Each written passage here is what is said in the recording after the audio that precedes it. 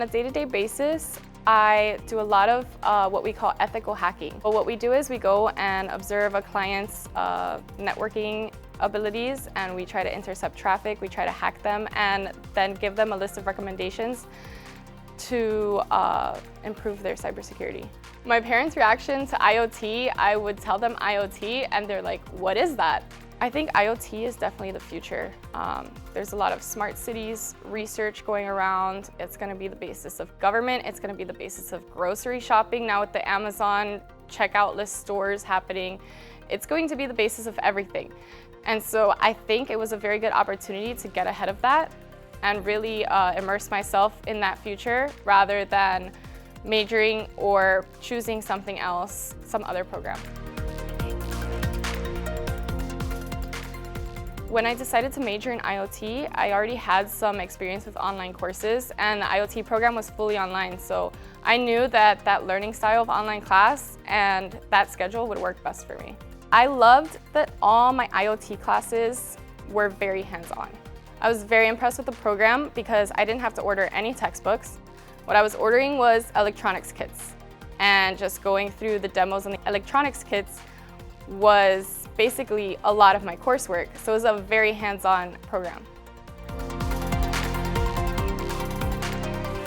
Being a woman in engineering and technology is pretty rare. I walk into client sites and I show up and I'm starting to do a technical assessment on a customer's network, and they're always very surprised to see a woman walk in to do that. I actually think that people in IT and cybersecurity are pretty welcoming towards women just because they're so few and far between.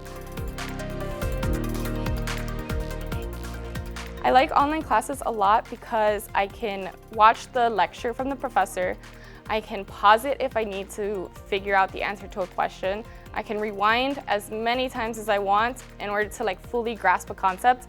So grasping these concepts are not as easy in class for me when there's a lot of other students, a lot of other questions, less time during class time, and I can really fully grasp things when I can rewind, pause, look up extra resources at the same time that I'm doing my lectures.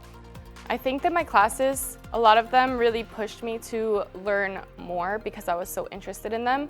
And also getting started is pretty difficult. So when you're kind of lost and don't know how to install a virtual machine, which is one of the simplest things, but then you get your professor and you get a Word document that has all the steps to install a virtual machine, and bam, I just keep that forever. And if I'm ever lost installing a virtual machine, I have that document. So it makes it really easy going forward. I would definitely recommend online learning to anyone, especially a lot of people who have kids, who have jobs, who need to have a job in order to live. Online learning is definitely the best way to go. I think I'm definitely paving the way for a lot of women, especially people like my little sisters, who obviously need some sort of role models to look up to. And I have one little sister who comes to me with all these 3D drawings and projects and scratch codes that she's been doing, and she's just so excited to show me things. And I hope that everyone would have someone like that to inspire them to keep going.